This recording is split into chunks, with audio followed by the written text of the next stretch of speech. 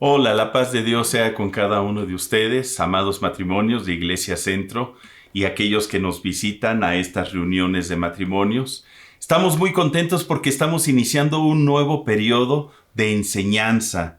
Gracias a Dios que nos permite estar en contacto con usted, contigo. Te mandamos un abrazo muy fuerte de parte de todos nosotros, la familia Martínez. Y el día de hoy vamos a hablar un tema que tiene como título Midamos nuestro progreso conyugal. ¿Qué es lo que vamos a hacer, Angie? Vamos a medir nuestro progreso conyugal y también yo quiero darles la bienvenida a tú que nos estás escuchando.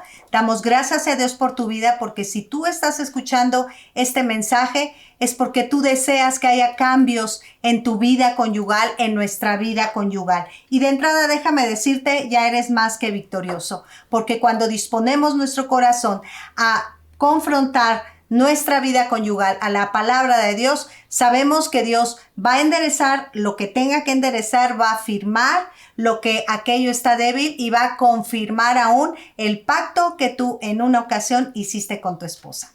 Bienvenido y vamos a disponer nuestro corazón a esta enseñanza. Midamos nuestro progreso conyugal. Vamos a hacer una oración. ¿Nos acompaña? Te damos gracias, Padre, por la oportunidad que nos das de compartir tu palabra. Te pedimos que cada una de estas palabras lleguen al corazón de todos los que tienen necesidad de ella. Que tú edifiques los matrimonios, que tú restaures, que tú fortalezcas, que traigas sanidad. Gracias porque el día de hoy vamos a tomarnos un tiempo para poder medir y evaluar nuestro progreso conyugal. Te bendecimos en el nombre de Cristo Jesús. Amén. Y déjame contarte una historia, Angie. Yo me acuerdo que cuando era niño, yo solía pegarme a una pared de mi habitación y ponía una rayita para medir mi altura. Y junto a esa rayita ponía yo una fecha. Y así fue pasando el tiempo y esa pared se fue llenando de rayitas. ¿Qué era lo que hacía? Pues estaba midiendo mi crecimiento físico y yo me admiraba al ver cómo iba progresando en mi crecimiento. A veces trataba de medirme casi cada 6 meses o cada 3 meses y yo veía cómo había periodos en donde crecía más que en otros. ¿Y sabías que lo mismo es en el matrimonio? ¿Podemos medir nuestro crecimiento y nuestro progreso conyugal? Así es, pero ¿qué significa medir? ¿Qué significa esa palabra? Pues mira, medir es determinar la dimensión de una cosa comparada a un patrón. Yo puedo medir una extensión, una superficie, puedo medir un volumen, puedo medir una capacidad y cuando yo tomo la medida de una cosa, de un objeto, comparado a un patrón existente, se dice que estoy midiendo. Pero no solamente podemos medir, sino que podemos medir nuestro progreso. Pero para ti, ¿qué es el progreso, Angie? El progreso es la mejora o el avance que experimenta una persona o una cosa hacia un estado mejor, más avanzado o más desarrollado. Significa que dentro de nuestra relación conyugal también podemos medir ese progreso, ese avance, esa mejora que vamos teniendo no solamente como personas, sino también como pareja en esta tierra.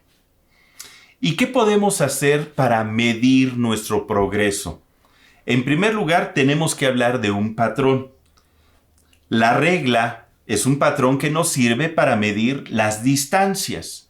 En este caso, ¿qué patrón pudiéramos utilizar para medir nuestro progreso conyugal?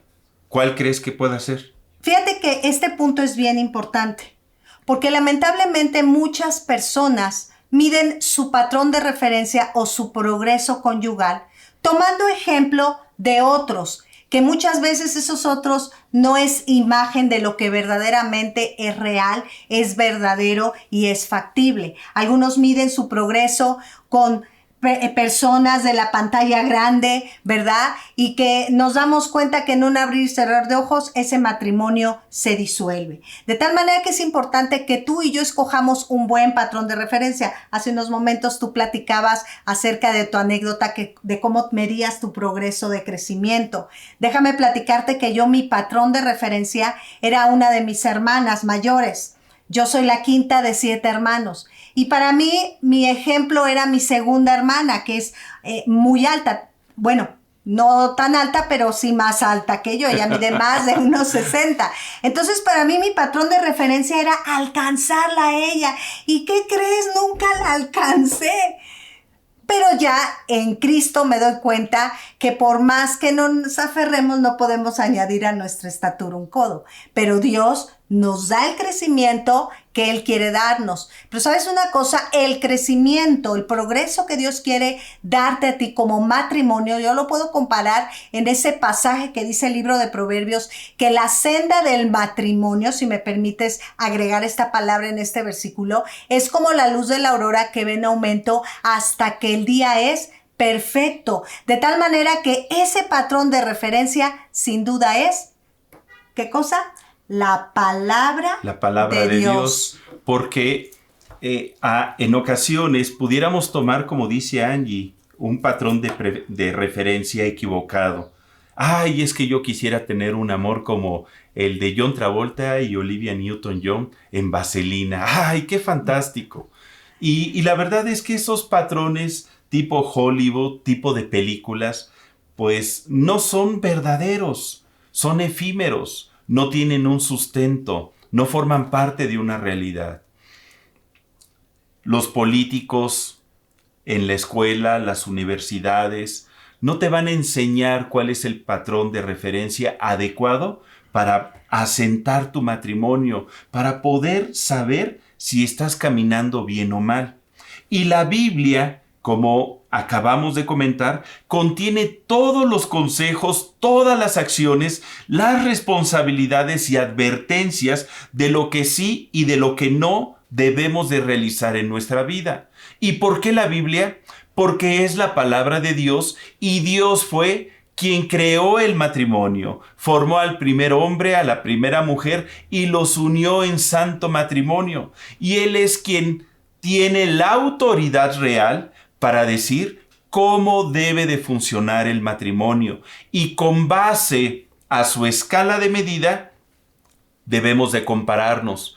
¿Qué significa? Que cuando leemos la Biblia, no solamente es como si nos viéramos en un espejo, sino que es una regla, una norma por medio del cual nos medimos para ver cómo vamos avanzando.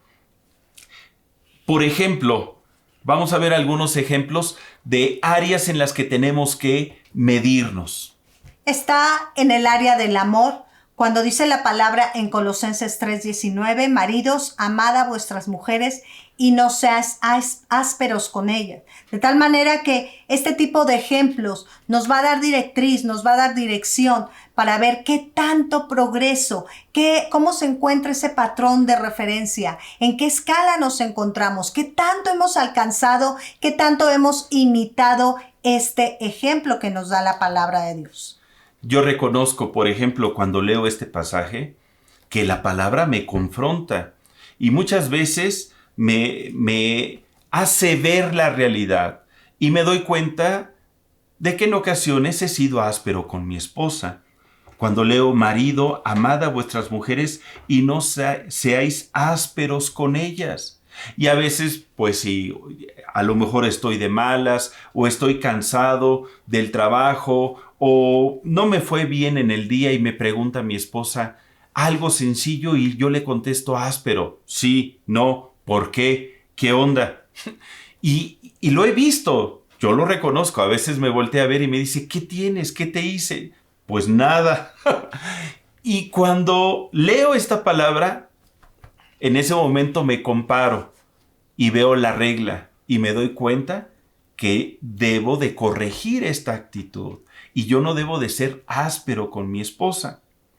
Otra área sería el área de la unidad, como está escrito en Juan 17:22, en una de las oraciones más hermosas que están registradas en la Biblia. ¿Y por qué le digo esto? Porque fueron las últimas palabras en donde nuestro Señor Jesucristo estuvo derramando su corazón por ti y por mí. Y en ese tiempo, en el Getsemaní, nuestro Señor Jesucristo estuvo intercediendo por tu matrimonio. Él ya veía lo que ibas a vivir, lo que ibas a experimentar, y por eso declaraba las siguientes palabras: la gloria que me diste, yo les he dado, para que sean uno, así como nosotros somos uno. Esa es una de las características más importantes que todo matrimonio tenemos que alcanzar a medir de manera excelente, que haya esa unidad. Porque si no somos uno entre nosotros, muy difícilmente la relación conyugal va a prosperar. Esta cita que acabamos de leer fue una de las primeras promesas que Dios nos dio para nuestro matrimonio. Desde un inicio yo le preguntaba a Dios: Señor, ¿para qué nos vamos a casar Angélica y yo? Y Dios me habló a través de este pasaje y me dijo: Jorge, ustedes se van a casar para que sean uno. Ustedes se van a mostrar como una unidad delante del mundo, delante de su familia, delante de mí, para que la gloria que yo les he dado, la gracia que he derramado en sus vidas, la puedan comunicar también a otros. Qué importante es la unidad dentro del matrimonio, la unidad conyugal, la unidad como pareja y con el Padre. Y la única manera en que podemos darnos cuenta si crecemos o no en esa unidad es cuando leemos nuestro patrón de referencia, la palabra de Dios. Ahí es donde somos redarguidos y nos damos cuenta qué tanto hemos avanzado o retrocedido en este aspecto. Un tercer ejemplo, otra área. Bueno, antes, si me permites comentar lo siguiente, esa unidad también es importante que la veamos en tres áreas. No solamente es una unidad física, hablando de la intimidad conyugal, la intimidad sexual, sino también tiene que ser una unidad en el área del espíritu y en el área del alma, porque andarán dos juntos si no estuviesen de acuerdo. Cuando puede haber, como lo vemos en los ejemplos de las películas, de las series, de tantos matrimonios, tal vez puedan tener una buena unidad física en lo sexual, pero como no hay una unidad en el alma, no hay una unidad en el espíritu, fácilmente se fragmenta. Por eso es importante cuando el Señor nos habla en Tesalonicenses que y todo nuestro ser, espíritu, alma y cuerpo, sea guardado irreprensible hasta su venida.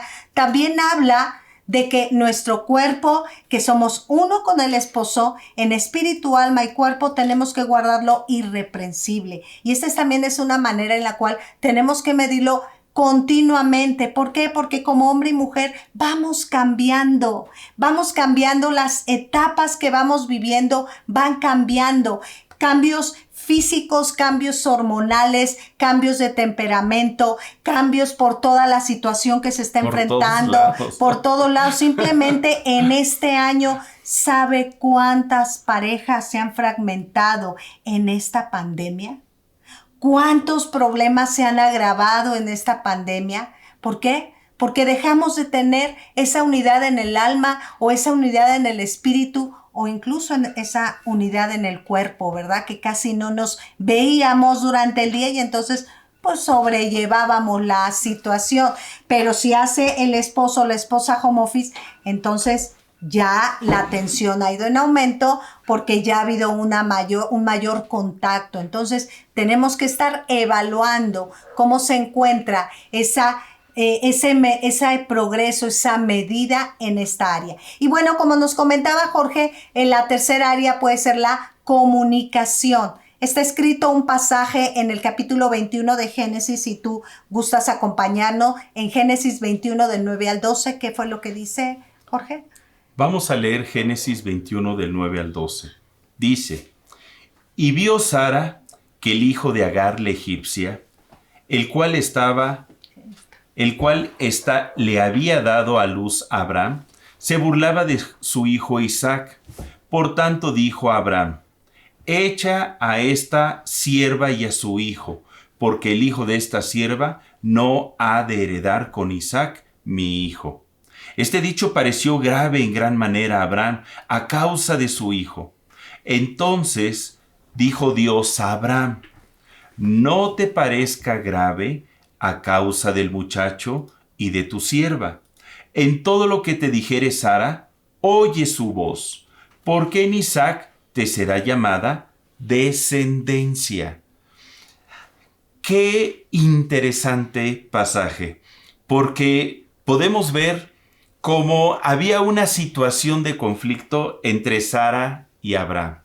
Lamentablemente Sara le dijo a Abraham: ¿sabes qué? La promesa de Dios está tardando. Llégate a mi sierva Agar para que tenga yo un hijo de ella.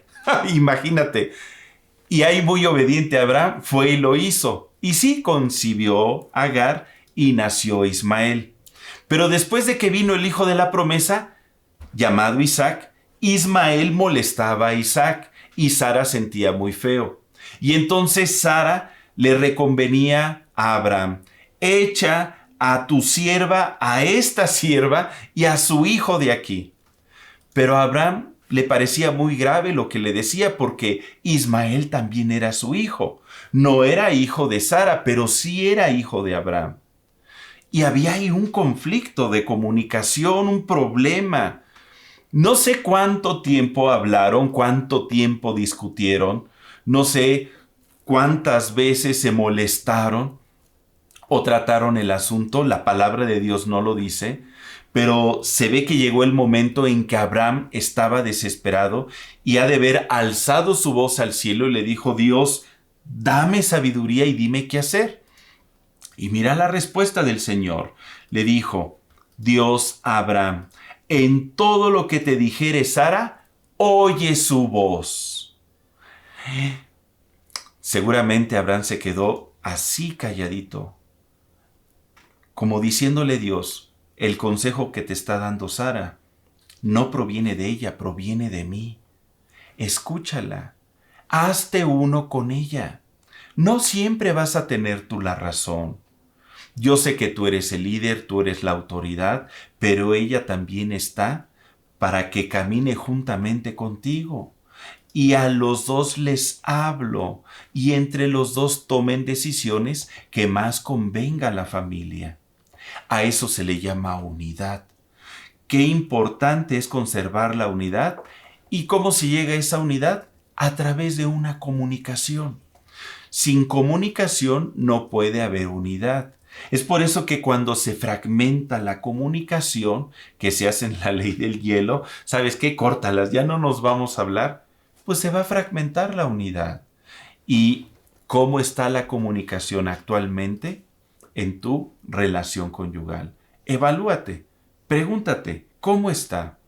Y otra área que pudiéramos también revisar sería la restauración y el perdón. En 1 Corintios 7, del 10 al 11 dice: pero a los que están unidos en matrimonio, mando no yo, sino el Señor, que la mujer no se separe del marido, y si se separa, quédese sin casar o reconcíliese con su marido, y que el marido no abandone a su mujer. Amén. ¿Qué pudiéramos evaluar aquí? Con el tiempo, pues en ocasiones los corazones se van lastimando. Cuando dos jóvenes se casan con la idea de ser felices. No creo que alguien se case para sufrir. Ay, me voy a casar con Angélica para hacerla sufrir. Pues no. Lo que más anhelamos es ser felices, pero por la misma inmadurez, por la misma juventud, solemos cometer errores. Porque vamos aprendiendo a caminar en matrimonio conforme va pasando el tiempo, conforme vienen las pruebas, conforme vienen los hijos, conforme vamos conociéndonos más el uno al otro. Y tenemos una escala para medirnos, los que conocemos la palabra de Dios. Pero cuando no conocemos la palabra, no tenemos un punto de referencia para saber qué es bueno y qué es malo. Un día llegó, por ejemplo, conmigo un matrimonio a consejería y me dijo: hermano Jorge, he estado teniendo muchos problemas conyugales y hablé con un terapeuta y nos aconsejó el que hiciéramos, ¿cómo se llama? Un tratamiento de intercambio de parejas y que de esa manera se iba a avivar el amor. Cuando me dijeron eso de intercambio de parejas, dije, o sea que tú te vas a acostar con el esposo de otra y tu esposo se va a acostar con la esposa de otro. Oye, espérame, lo único que están haciendo es destruir su matrimonio, porque eso no es lo correcto. Y cometemos errores cuando no tenemos un marco de referencia. Pero, ¿qué es lo que hace que unos matrimonios tengan éxito, sean felices y perduren hasta que la muerte los separe? ¿Cuál es su secreto?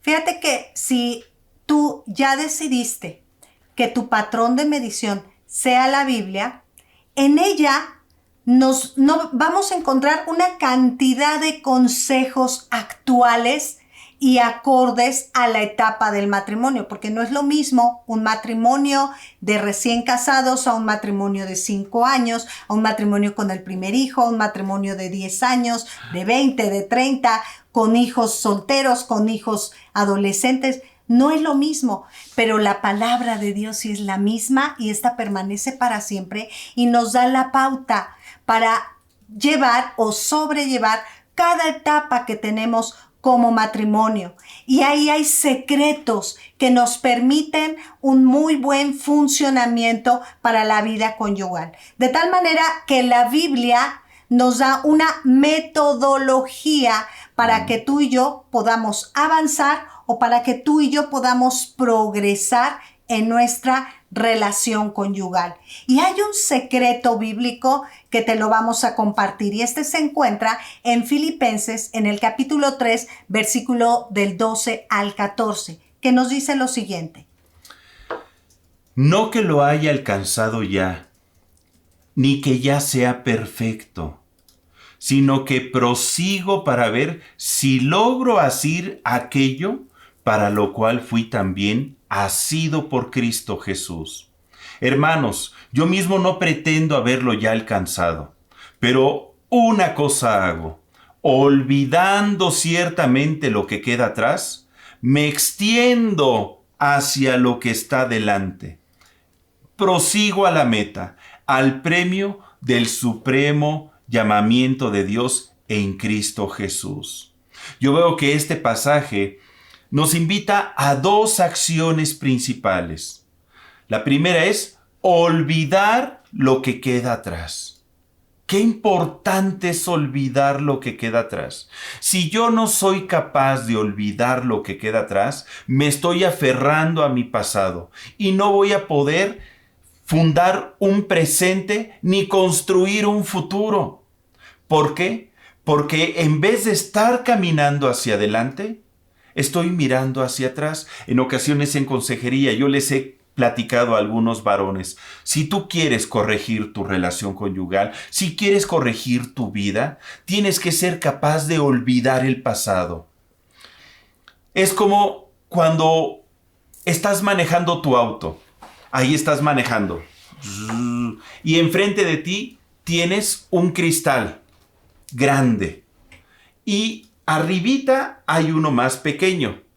El grande se llama parabrisas y el chiquito se llama retrovisor. El grande sirve para ver hacia adelante y el chiquito es para ver hacia atrás. ¿Cuál de los dos es más importante? Pues el grande. Por eso es más grande, porque es más importante mirar hacia el futuro, hacia adelante. Y el chiquito sirve como referencia, de vez en cuando voltear a ver, pero no porque guardas recuerdos o rencores o resentimientos, sino para que nos acordemos de dónde Dios nos ha sacado, para que recordemos lo que no queremos vivir, lo que estamos olvidando y podernos extender hacia lo que está delante. Eso es lo que pasa conforme vamos creciendo y nos vamos midiendo. Las líneas en la pared donde yo estaba más bajito se van quedando abajo Y yo voy avanzando y voy marcando líneas nuevas en mi crecimiento porque me extiendo hacia lo que está adelante. Olvido el pasado y me extiendo hacia lo que está adelante. Decía el apóstol Pablo, cuando era niño hablaba como niño, pensaba como niño, pero ahora que soy adulto maduro, pues pienso como tal. Lo mismo es en el matrimonio y nosotros debemos de olvidar lo que queda atrás, olvidar el pasado para poder avanzar y crecer. Pero también ese espejo retrovisor no es nada más para voltear lo que hiciste mal, porque no nada más vamos a pensar en lo que se vio mal, o nada más vas a poner tu mirada en lo que hiciste mal y olvidarlo, no, sino voltear atrás. También ese espejo retrovisor te habla de recuerdos, de aventuras, de experiencias inolvidables que te forjaron como pareja, de recuerdos chistosos, aventuras. Todo eso trae fortalecimiento en la vida conyugal cuando recordamos todas esas anécdotas increíbles. Por ejemplo, ahorita que estamos con el gozo y la alegría, que ya somos abuelos porque ya está el bebé en camino, pues hemos estado platicando con Oscar, con Abby, pues anécdotas, sobre todo de Abby, cuando era bebé, cuando era recién nacida, cuando tenía 3 meses, cuando era 5 meses caminando apenas, y todo ese tipo de recuerdos es esos espejo de retrovisor que va alimentando nuestra vida, nos va fortaleciendo, ¿verdad? Todos esos recuerdos, es importante que puedas estar mirando continuamente para que tú sigas adelante, ¿verdad? Yo tengo entendido, no manejo, pero tengo entendido que un espejo retrovisor, de repente tienes que mirar hacia atrás para ver qué es lo que está pasando. Tienes que saber de dónde veniste. Exactamente. Entonces, estar viendo en ese espejo retrovisor de esas grandes experiencias, de esas grandes aventuras que tú viviste y que has vivido, todo eso te permite a seguir adelante, a no estancarte en los baches, sino a seguir adelante, sabiendo que tienes un espejo grande que te permite avanzar. Entonces, olvidar lo que queda atrás es olvidar lo malo, no olvidar lo bueno. Es olvidar lo que te hace daño, lo que te perjudica, lo que lastima, no los recuerdos que van construyendo una vida sólida. Tienes que ser selectivo. Pero no solamente nos da este consejo, este pasaje de Filipenses, sino que dice, extendiéndonos hacia lo que está adelante. Si tú quieres progresar, si tú quieres avanzar en todas las áreas de tu vida, tienes que atreverte a extenderte, crecer, poner tus ojos en el futuro. Como decía la película, ¿verdad? Esa infantil. La familia del futuro. La familia del futuro camina hacia el futuro. Qué bonito. Y hay que perseverar. A pesar de la adversidad, caminar hacia el futuro. No desanimarnos, no renunciar. Y es aquí donde luego algunos matrimonios se atoran. Y cuando empiezan a tener problemas, a las primeras del cambio dicen, es que yo creo que no me tuve que haber casado con tal persona, es que yo creo que la regué, ya no soporto más, nos vamos a separar, vamos a divorciarnos y así no son las cosas. Hay un término que la generación de hoy en día poco conoce y vive, la resiliencia, que es la capacidad a enfrentar la adversidad y levantarse y proseguir. Y a veces nos cuesta trabajo desarrollar eso. Qué importante es que en la educación de nuestros hijos que podamos transmitirles estos valores. Ahora, decíamos, para pasar del A al B, hay unos pasos que debemos de seguir. Este pasaje nos da este consejo. Vamos a ver 4 pasos para olvidar lo que queda atrás y extendernos hacia el futuro. Esto es ir creciendo, ir progresando. El primer paso, Angie. ¿Cómo logramos extendiéndonos a lo que está adelante? Número 1, reconocer la condición conyugal. Qué importante. Qué importante es que cada uno de nosotros aceptemos, reconozcamos que todos necesitamos la ayuda de Dios. Así tenga tu matrimonio 50 años, tenga tu matrimonio 1 año, tenga meses, tenga 20 años. Todos necesitamos depender completamente de Dios y reconocer cómo nos encontramos. Dice el salmista en el capítulo 51, versículos del 3 al 4, porque yo reconozco mis rebeliones y mi pecado está siempre delante de mí. Contra ti, solo he pecado y he hecho lo malo delante de tus ojos, para que seas reconocido justo en tu palabra y tenido por puro en tu juicio. Cuando cada uno de nosotros reconocemos lo que hacemos mal, reconocemos como lo que hemos hecho como pareja, las cosas van a ser diferentes porque le estamos dando al Señor material para que su gloria en medio de nuestras debilidades sea más fuerte. ¿Acaso no lo dice Gálatas? Bástate mi gracia, porque mi poder se perfecciona en medio de tus debilidades. Y es importante tocar este punto para que tú y yo podamos, como decía Jorge, pasar de la etapa A a la etapa B, ¿verdad? Para proseguir, olvidar y proseguir y extendernos, necesitamos reconocer la condición en la cual se encuentra nuestra relación conyugal. En segundo lugar, hay que reconocer que podemos mejorar. Ok, ya hice una evaluación de cómo está mi relación conyugal. Reconozco mis sentimientos, reconozco mis emociones, reconozco mis actitudes, lo que he hecho mal, lo que he hecho bien también, porque es digno de reconocerse. Sentarme y número 2, reconocer que podemos mejorar. Esto puede ser perfectible. Yo tengo que avanzar, caminar hacia el futuro. Fue lo que hizo David y ahí en el Salmo 51 lo dejó reflejado. David había cometido un error, pecó contra Dios al dormir con la esposa de Urías Eteo, llamada Betsabé. Este salmo es un salmo de restauración, un salmo de salir del pecado hacia un estado de victoria, de olvidar el pasado, lo que se hizo mal y extenderse hacia lo que está delante. Y dice en el Salmo 51:7, purifícame con hisopo y seré limpio, lávame y seré más blanco que la nieve. Dios, yo puedo mejorar, yo puedo ser más blanco que la nieve, yo puedo tener un corazón conforme al tuyo. Ayúdame.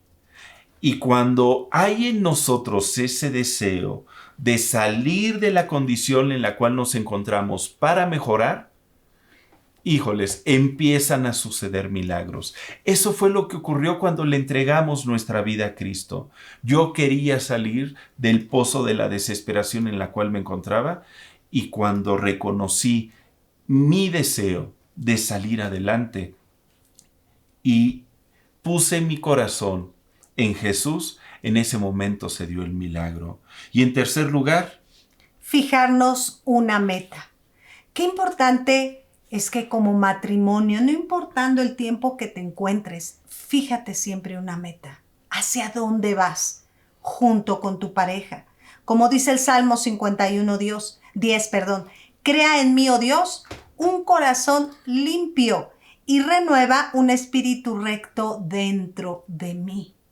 Cuando tú y yo tenemos una meta establecida, hacia dónde vamos a correr, qué es lo que vamos a alcanzar juntos, las cosas van a ser diferentes. ¿Por qué? Porque tú ya vas a tener tus ojos puestos en esa meta, como ese atleta. El atleta, su meta, por ejemplo, aquel que ganó una medalla olímpica, ahora su meta es rebasar su récord, rebasar su tiempo y se va creando metas, se va creando plazos, así también en la vida conyugal.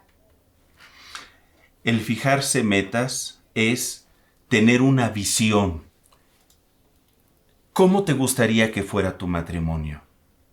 Imagínatelo. Ahora, ¿qué tienes que hacer para que esto sea una realidad?